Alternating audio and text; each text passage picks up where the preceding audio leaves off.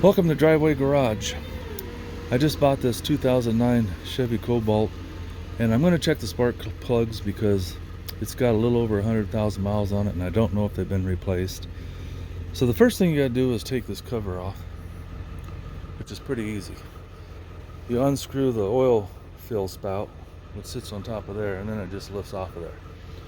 And then put the spout back on. It's right there. Even tells you what oil to put in it. So once you get that off, you got 4 coils that sit there. 1, 2, 3, 4. As you can see, I have them disconnected. They're pretty easy. They snap onto there. You have to slide this retainer clip back, 1/4 of an inch. Then you push on that tab right there, and that releases it. And I pushed it down with one hand, and I took the other hand and just wiggled the connector, and they all came right off. So now I'm guessing that's a 10 millimeter. Take those 10 millimeter bolts out and the coil should come right out of there. And I'm going to check the spark plugs, and I'm also going to make sure you don't have a bunch of oil down the spark plug holes, which would be a leaky valve cover gasket. And I see a really nice shiny bolt right there, so somebody's replaced something. This has been at a shop and they told her they couldn't figure out what's wrong with it, and in order to figure it out, it might be worth more, cost more than the car's worth. So I bought it for 500 bucks. I'm going to see if I can't figure out what all is wrong with it and fix it. So let me grab my wrench and my cordless drill, and I'll take those coils off. So I like to use power tools whenever I can. I've got 3 Hitachi drills. I've got this one that's an IMPS. It's kind of a lightweight impact. Then a regular drill, then I've got a 1/2 inch impact I use on lug nuts, taking tires off. It's not as good as, what's the brand mechanics use, the red ones. I forget the name, but it's not that good, but it works. It saves me a lot of time. But you can just do it with a regular ratchet, if that's what you have, like a socket and ratchet.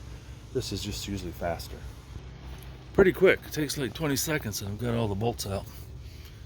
I just don't like messing around with a ratchet, turning it. Let's see how hard these coils are going to be to get off there. Ouch. Well, I wasn't going to, but I guess I'll take the bolt completely out.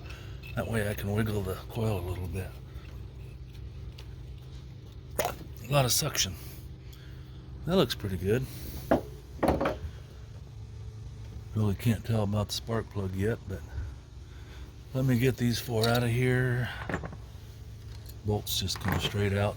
Sometimes it seems like they have a retainer clip on them. They don't come out all the way, but those do. So let me get those 4 coils off, pull the 4 spark plugs, and if you're doing this for the first time, they do make a special socket. I've got a couple of them here. There's a small one, and there's a bigger one. Now this one doesn't have a rubber gasket in it, and I use it a lot of times in tight places. Maybe this one does have a gasket. One of them does, one of them doesn't. No, this one doesn't. Because a lot of times with that gasket, the socket will get stuck on the spark plug, and then I have to use needle nose pliers to get it out. So a lot of times I'll tighten them up with the one with no rubber gasket, then it comes right out. And let me get those out of there. Those spark plugs are in there pretty good, so I end up using my ratchet to loosen them. I put a 6 inch and a 3 inch extension on there to get it up.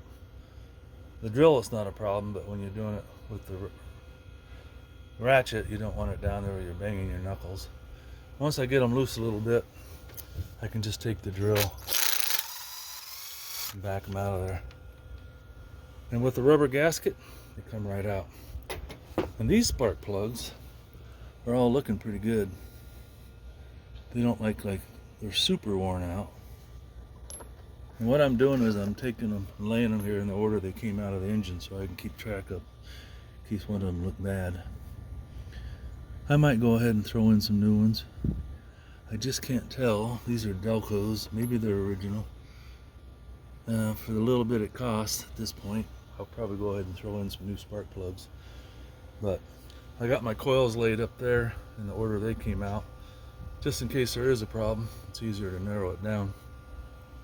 And sometimes if you have a car and it's missing, got a miss in it, and you can narrow it down, one way is undo your coils one at a time, and if it doesn't change the motor the way it's running, then you have a problem in that cylinder. And then you can switch coils back and forth and see if the miss that you have changes with the coil. Then you have a bad coil. If it doesn't change, could be a bad spark plug, which I had on the car a couple weeks ago. I just put all new spark plugs in it, which fixed the problem, but because I didn't want to just replace one spark plug. But that's how you get the spark plugs out.